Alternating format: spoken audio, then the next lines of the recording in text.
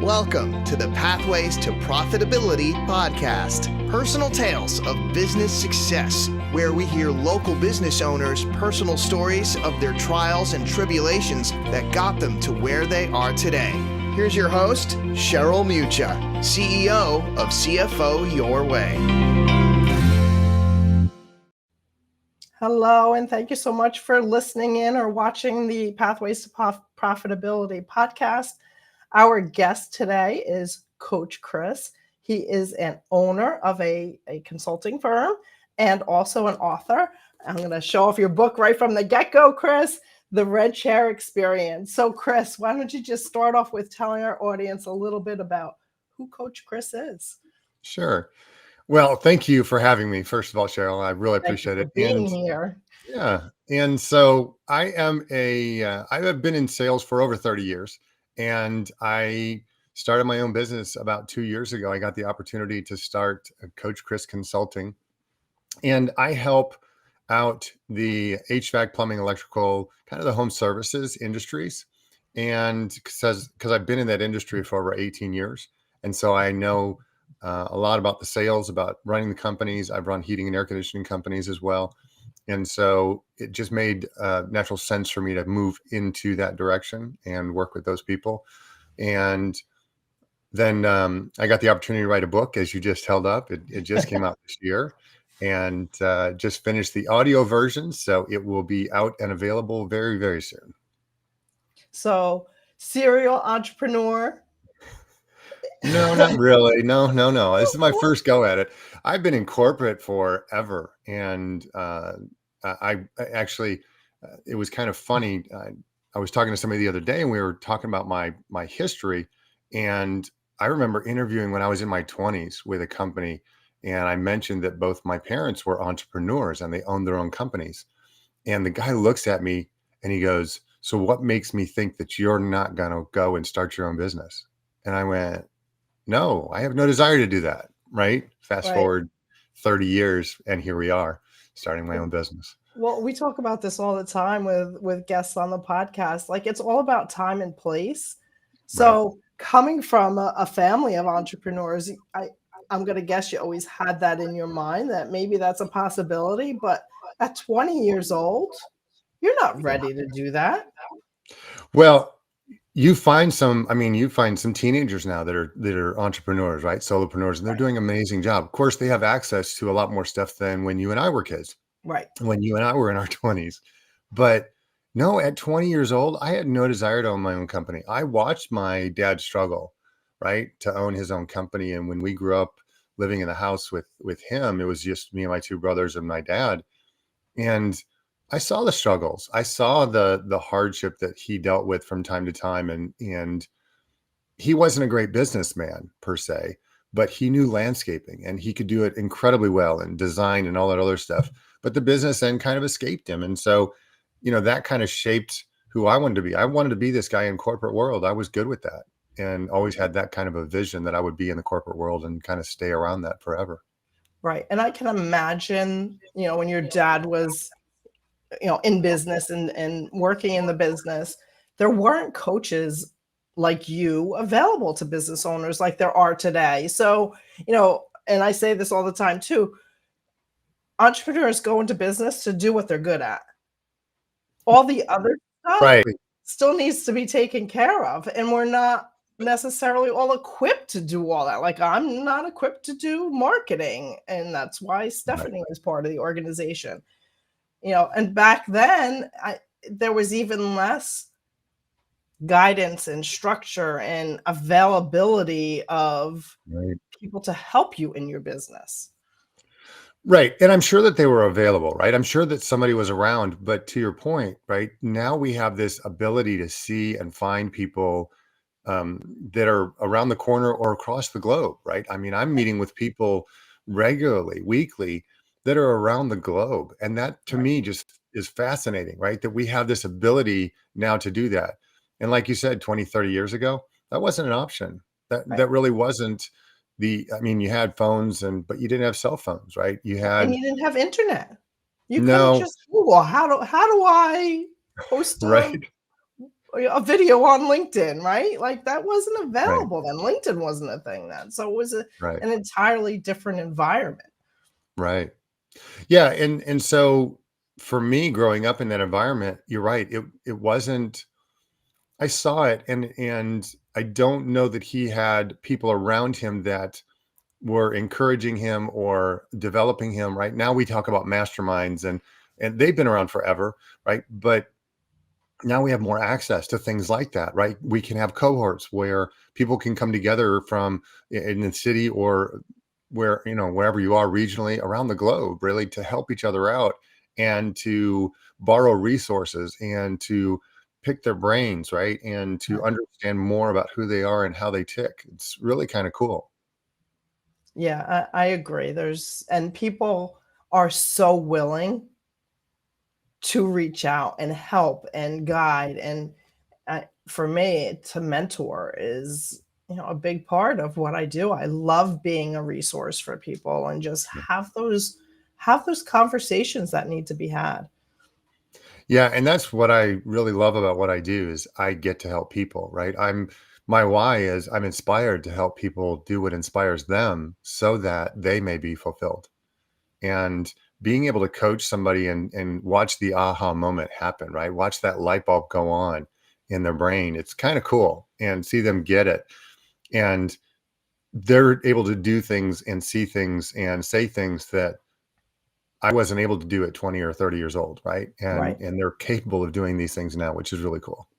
Don't you wish you had a camera rolling when that aha moment occurs, and then you could always refer to it like, remember when it clicked, remember when Yeah. you got it. Yeah. Yeah, those are one of those you really want the camera on, but at the same time you're like, just be in the moment, right? Just kind of be there and just Right. soak it all in. And that's why I talk a lot about experiences. I like to talk about as I've gotten older, learning how to be in the moment for experiences that come along. I Right. mean, that's part of, and we'll talk about it, but it's part of my book. It's part of the things that I wrote and talked about in my book. It's the opportunity to have these experiences in life and see them and feel them and touch them and Right. right and be a part of them. But Right. yeah, I mean, to be able to have that camera on and watch somebody go, I get it, right? And be able to Right. refer back to it, that would be cool. Right. Yeah. But if you didn't have the camera on in that moment, you would never be able to recreate that moment. And that's the No. same with any life experience. Yeah, exactly.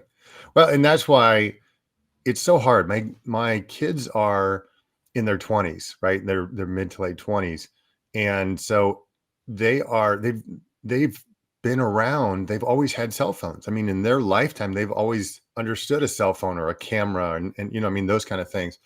And so they're conditioned to believe that we have to take pictures of every single moment and that's how we capture things, which is true.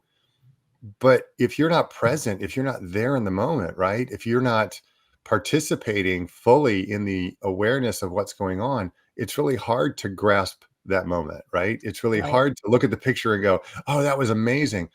Why was it amazing? What was it about it?" Right? And we're from life experience, we usually have memory from smells and tastes and that kind of stuff, right? It's why when you're out to dinner with friends or you're having a meal with your family, right? You remember the holidays and you remember what you were eating and you remember the conversations because of what you were eating. And right, all these things, these sensory things come back and help you to remember all that stuff. So Yeah, I'm with you 100% on having the camera out and taking pictures to capture the moment versus being in the moment and having the image here in my head. Like yeah. you go scroll through my phone, it's most about things like recipes or Right. things to remember to do. Like I use it for my to-do list. It's not like I'm not one of those people that wants a picture as a memory. I want to live in the moment as the memory. Yeah. Yeah, I get it. So tell our audience a little bit how you work with your clients. What's that role for you with your clients?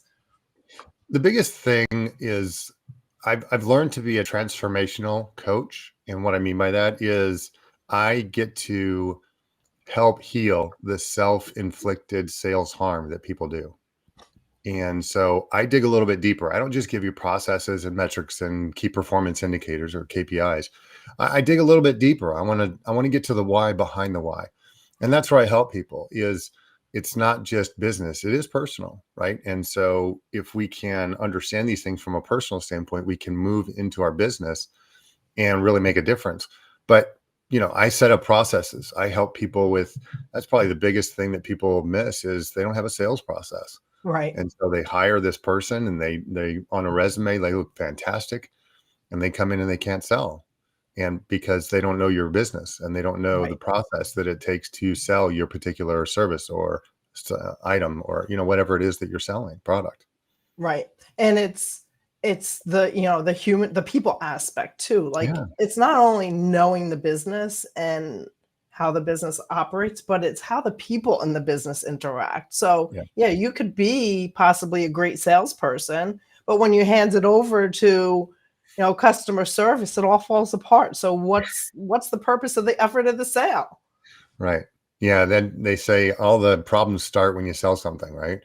So Um, but yeah, you're right. If you don't have the people behind you to support you and do the things that you're promising, right, as a salesperson, that gets difficult. But for entrepreneurs or solopreneurs and people that are doing all of this themselves, it gets even more challenging, right? Because now you're wearing 10 hats and Right. you have to do all of these different things. And I help people that are in this entrepreneurial walk, if you will. And there's three people working for the company and they're trying to manage sales and they're trying to manage this and trying to do, like you said, the marketing and the billing and the collections and all this other stuff. And it's like, let me take this off of your hands and help you with this. And I'm not going to go sell for you, but I'll show you how to sell. I'll show your people how to sell so that you can focus on what you need to focus on, which is on the business and not in the Right. business. Right. Yeah, and once you do sell, making sure that that client is happy, that customer is happy. Absolutely. I Yeah. mean, that so many business owners miss that too. Like they're like, okay, I closed, move on to the next. Well, Yeah. make that customer happy, and word of mouth is gonna bring you that next sale or that next customer. Absolutely. Yeah. And too often I think customer service is thrown by the wayside, right? I Right. mean, too often we forget that if we take care of this person, we think transactionally because that's kind of the Right. world that we live in. We live in a microwave world, I call it. And what I mean by that is we're so used to getting things instantly that it Right. doesn't take work and we don't have to nurture these relationships. We don't have to nurture the clients or the potential clients, right? And as a result, we drop the ball so many times and we forget how to take care of them, right? If you want long-lasting relationships, you've got to work at them. Yes. Stir that pot on the stove. Don't throw it in the microwave, right? Right. Right. Right.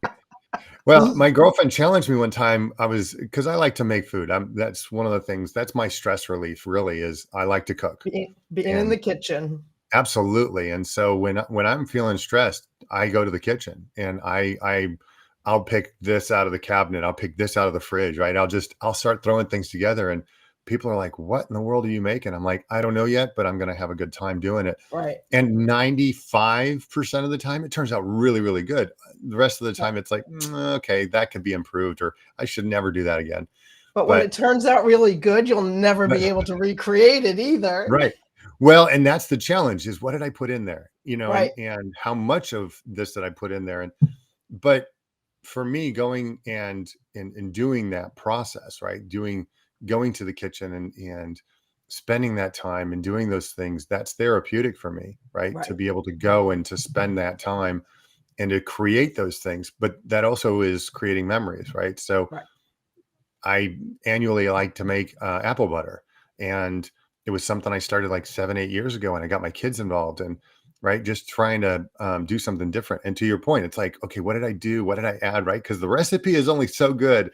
But then you go, nah, I need more cinnamon. I need more whatever, right? Right. Cloves. I need more, this, that, or the other. That's too much sugar. Take that out. Right. Right. And we, But we yeah. we're so bad at writing it down at the end of the process so that we know next year.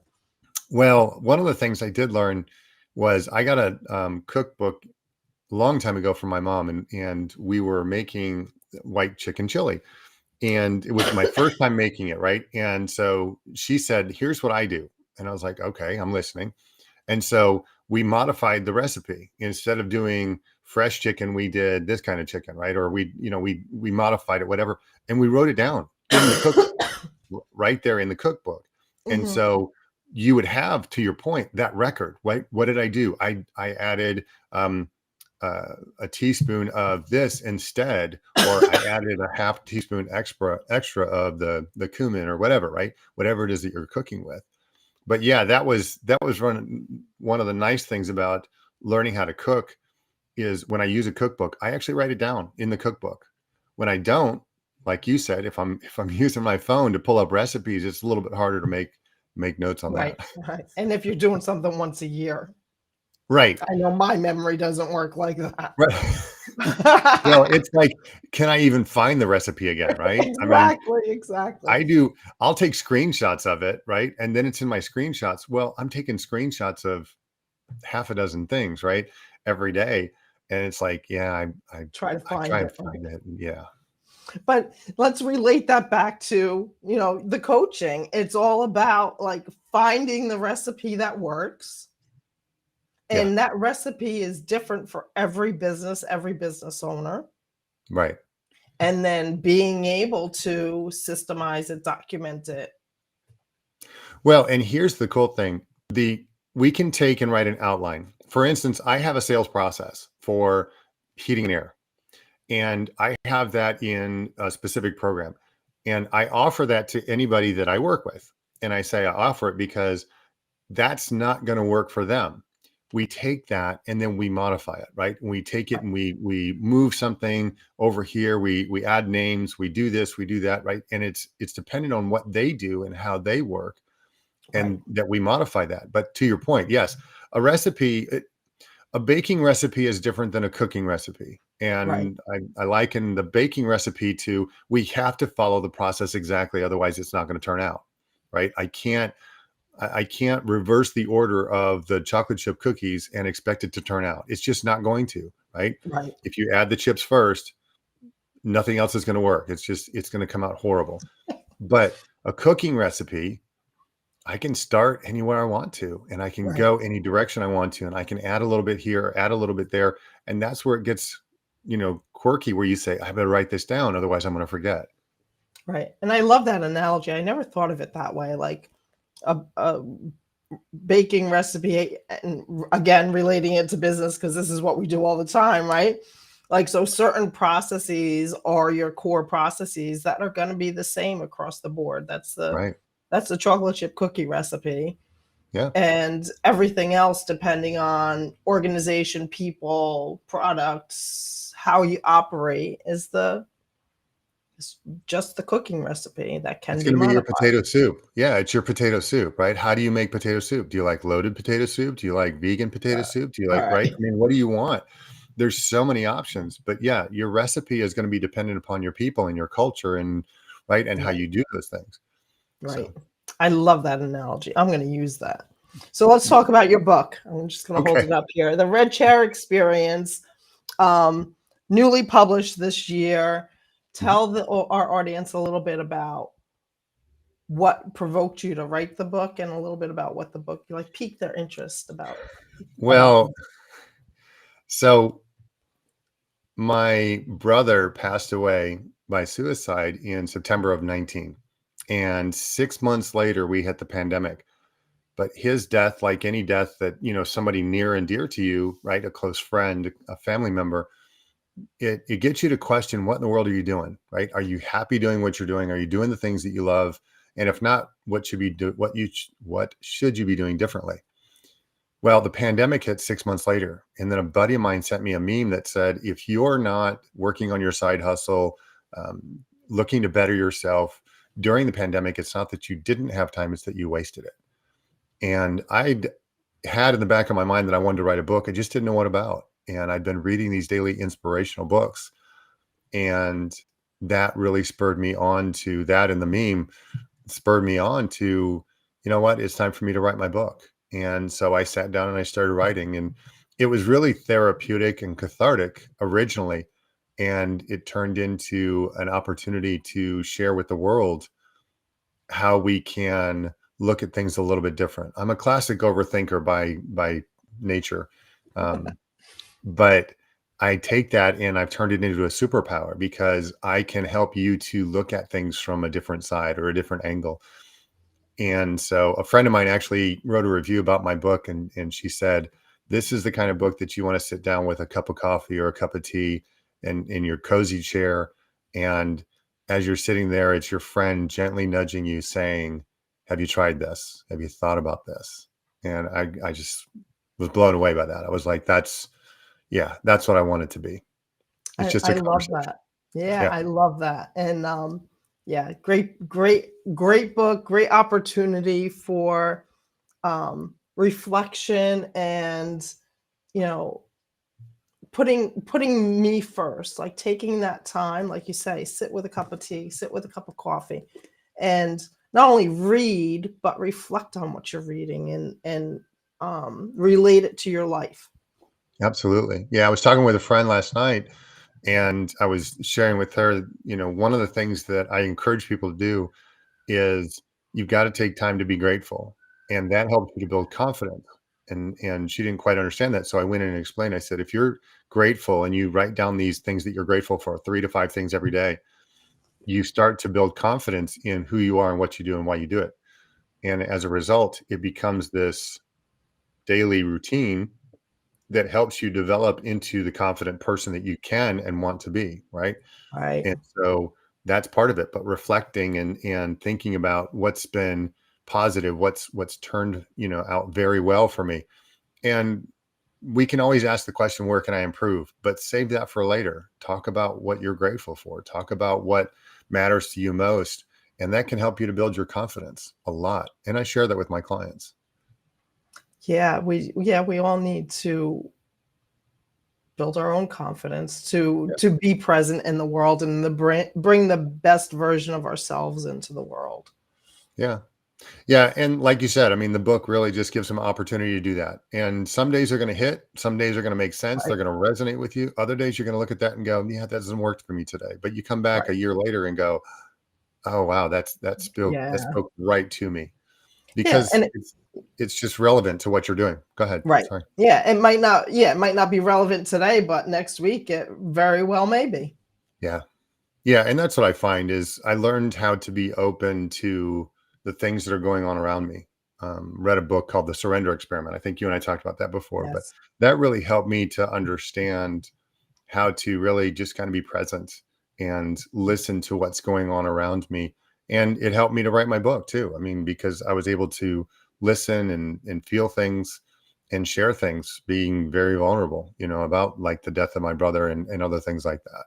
Right. And I'm sure too, when you were recording it, it brought it all back Mhm. to, the forefront of your mind and probably brought some other perspectives to it as well.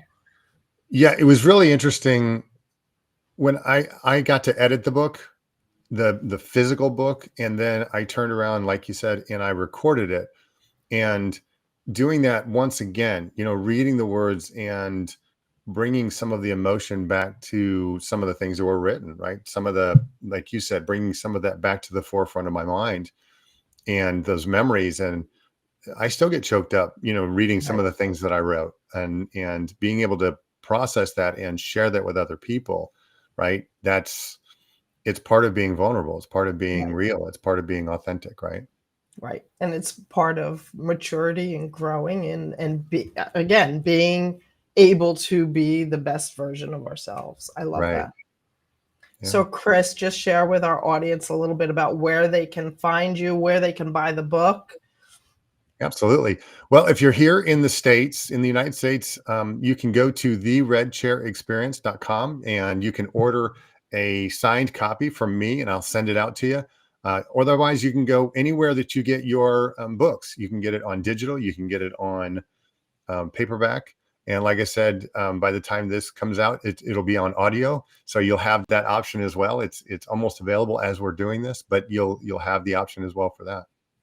Okay, perfect. Well, Chris, thank you so much for being here and being your true, authentic self. I really enjoyed our conversation. Absolutely. Thank you, Cheryl. I really did too. I will speak with you soon, Chris. And to our audience, thank you so much for tuning in and learning a little bit about Chris and how he works with his clients. And reach out and get a copy of his book. It's fabulous. Tune into all our episodes at pathwaystoprofitability.com. And thank you so much for your continued interest in our entrepreneurs and their journey. That's it for today's episode of Pathways to Profitability. Remember to ask yourself, where can I pay my success forward today?